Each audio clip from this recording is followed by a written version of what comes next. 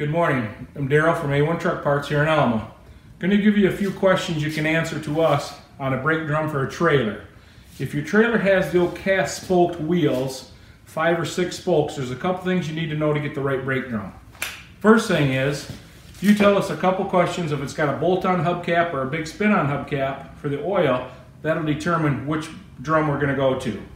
But a couple other things you can find out if there's no number on the drum is give us some quick measurements. The center hole is what they call your pilot hole. On this particular drum for a trailer with a spoked wheel, it's 9.5. And then you want to count the number of bolts that you're using to mount it to your spoke on your hub.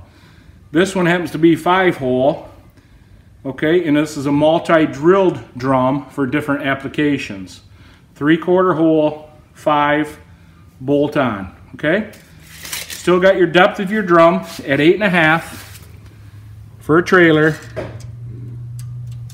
And then if you want to go to your center of your stud, the center of your stud hole at 10.5, that's going to determine, with a few other questions, of what drum you're going to need for your trailer with spoked wheels.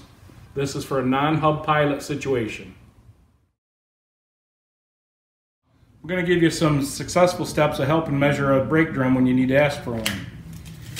If you don't have any numbers that you can't see, which with most brake drums are all rusted out, you might have to go the old school way and measure it up. Got your common truck trailer brake drum here, hub pilot. It's always nice to know if it's hub pilot or stud pilot. But always nice to know on the inside of the pilot here, which this one here measures 8 3/4 of an inch. Very helpful to see 8 3/4 of an inch. That is your pilot surface. Okay, then next thing, another thing you're going to want to know is your stud centers. Center of hole to center of hole. This one measures 11 1/4. That will be very helpful for a parts person to figure out what drum you need. And then the last measurement you're going to want is overall depth.